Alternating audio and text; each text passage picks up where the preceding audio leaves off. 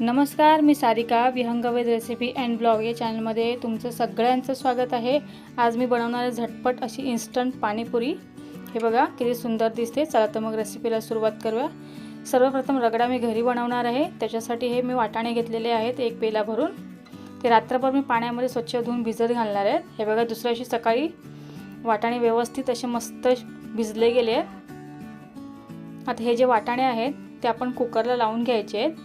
त्याच्यासाठी मी पाव चमचा त्याच्यामध्ये हळद घालणार आहे, पाव चमचा मीठ घालणार आहे आणि हे मिक्स करून घ्यायचं आहे आणि कुकरला लावून 5 ते 6 शिट्ट्या करून घ्यायचे आहेत। हे बघा मस्त असे शिजले गेलेत वाटाणे। पाणी थोडंसं कमी घालायचं आहे। आता आपण पुरी बनवणार आहे। पुरीसाठी रेडीमेड पुरीचं पॅकेट घेतलेलं आहे। ह्या पुऱ्या कुठल्याही दुकानामध्ये किंवा डीमार्टमध्ये मिळतात एकदम सहजरित्या आणि खूप छान पुऱ्या असतात। ह्या मी भरपूर वेळा वापरलेल्या आहेत। खूप व्यवस्थित अशा फुलल्या जातात आणि भरपूर वेळ या अशाच कडक राहतात। पुऱ्या बघा किती मस्त व्यवस्थित अशा फुलतायत। आता फुललेल्या पुऱ्या मी काढून घेते। आता आपण चटण्या तयार करून घेऊया। ही पण सुद्धा रेडीमेड चटणी आहे।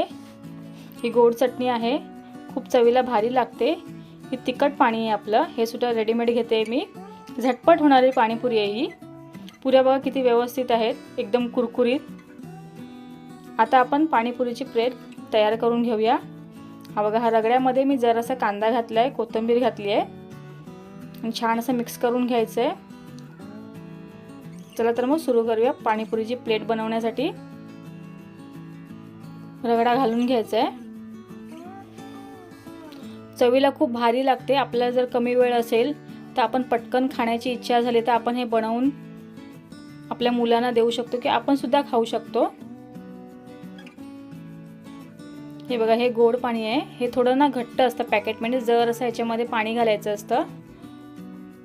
हे तिखट पाणी आहे, हे व्यवस्थित असं तिखट असतं हे बऱ्यापैकी। आता ह्याच्यामध्ये वरून आपण घालून घ्यायची शेव।